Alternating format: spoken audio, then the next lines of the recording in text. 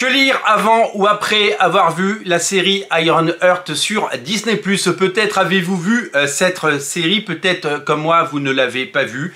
J'ai décidé en effet d'arrêter de regarder ces séries mal produites et sans intérêt sur Disney+ depuis bien longtemps.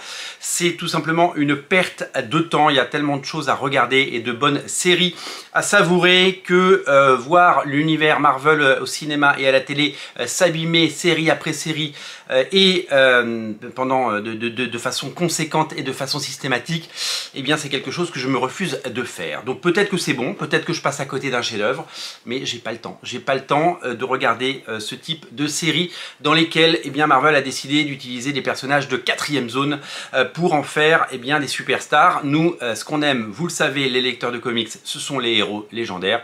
Bien entendu, quelqu'un comme Iron Man, eh bien c'est un personnage solide, un personnage qu'on aime, et en faire des ersatz qui n'ont évidemment pas leur charisme et pas leur intérêt, n'a tout simplement aucun intérêt, si vous voulez mon humble avis. Donc j'ai décidé de ne pas regarder cette série et c'est mon choix. Par contre, vous le savez, quand il y a des séries, il y a des sorties comics et chaque sortie de cinéma, de film au ciné ou chaque sortie de série nous permet d'avoir des choses. La série She-Hulk nous a permis d'avoir énormément de titres de qualité, ce qui est une bénédiction puisque il y a eu un coup de projecteur sur ce personnage. Alors certes, les gens qui regardent la série ne vont pas se ruer vers les librairies pour acheter du She-Hulk.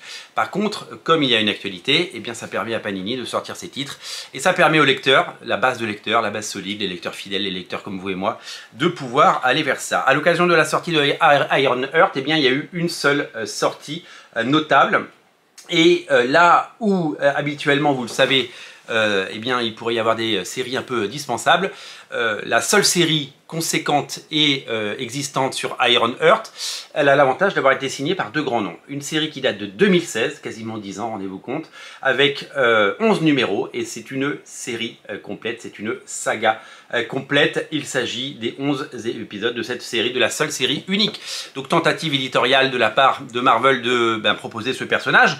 Il y a des personnages chez qui ça a marché, notamment Miles Morales qui est devenu culte, d'autres qui le sont devenus beaucoup moins. Et c'est vrai que Ironheart reste un personnage de 4e zone dans l'univers Marvel, aussi bien au cinéma et à la télé que eh bien, dans les bandes dessinées. Mais, comme je vous l'ai dit, le papa de Miles Morales, Brian Michael Bendis, a décidé eh bien, de se lancer dans ce comics et c'est tout l'intérêt de ce comics, c'est qu'il est signé Brian Michael Bendis au scénario et que c'est la garantie d'une bonne lecture avec des dialogues punchy et avec évidemment son savoir-faire, son talent et tout son travail. Et c'est dessiné par quelqu'un qu'on a vu grandir comme un dessinateur fabuleux, c'est monsieur Stefano Caselli. Stefano Caselli qui, vous le savez, est le dessinateur de Ultimate Black Panther, il a fait du Avengers, il a fait du Avengers Academy. Honnêtement, on peut tout dire de Ironheart, on peut tout penser. Eh bien, sachez que regardez comment c'est joli, regardez comment c'est bien dessiné. C'est la somme de deux talents, la somme de deux grands noms, Brian Michael Bendis et Stefano Caselli. Vraiment, ce sont deux talents géniaux et je trouve que les avoir sur cette série, c'est une petite bénédiction. Brian Michael Bendis a ce don pour nous faire entrer dans des personnages. Il a évidemment fait du Daredevil et du Ultimate Spider-Man. Mais quand il s'est attaqué à des personnages secondaires, il a toujours sorti des choses intéressantes et il nous a prouvé maintes et maintes fois qu'on pouvait s'intéresser à un personnage secondaire si c'était bien écrit, si c'était bien pensé. Donc vraiment là-dessus, il n'y a rien à dire. Stefano Caselli n'est pas seul au dessin puisqu'il y a également Kate Niemiecki, je ne sais pas trop comment ça se dit, veuillez m'excuser, Taki Soma et Kichi Mizushima, donc, qui sont les artistes qui sont venus épauler Stefano Caselli sur le dernier épisode, sur l'épisode numéro 11. Voilà. Donc, la raison pour laquelle vous devriez vous plonger dans ce bouquin, eh bien, c'est tout simplement, c'est une origin story, hein, bien sûr, hein, ça s'appelle La naissance d'un héros, eh bien, c'est tout simplement la somme de ses talents et de cette époque qui, bien sûr, a vu naître pas mal de choses. Évidemment, à la fin, on retrouve une galerie de couvertures variantes, toutes plus belles les unes que les autres. Est-ce qu'il y a la couverture de J. Scott Campbell? Souvenez-vous, à l'occasion de cette série, il y avait une couverture de J. Scott Campbell qui avait défrayé la chronique. Alors, il y avait celle-là qui était très jolie.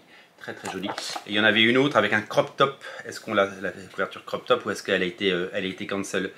La couverture crop top, elle avait buzzé parce que Du coup c'était évidemment un peu sexualisé et diablement sexy, mais le problème c'est que, eh bien évidemment, comme vous le savez, Ironheart est une adolescente, donc cette couverture avait été un petit peu supprimée, un peu cancel, et donc du coup elle n'existe plus. Mais je crois, regardez comme c'est chouette, je crois qu'elle n'y est pas, parce qu'elle a été supprimée, mais j'ai pas tout parcouru encore, donc voilà, donc je vais regarder tout ça. En tout cas, voilà, si vous souhaitez un comics bien produit, avec des talents, eh bien regardez, vous allez certainement apprécier ce Ironheart de Brian Michael Bendis et Stéphane Caselli. C'est disponible chez votre libraire, bien entendu. Merci d'être aussi nombreux à regarder Radio Comics, merci pour votre fidélité. N'oubliez pas de vous abonner, abonnez-vous. Salut, salut, salut.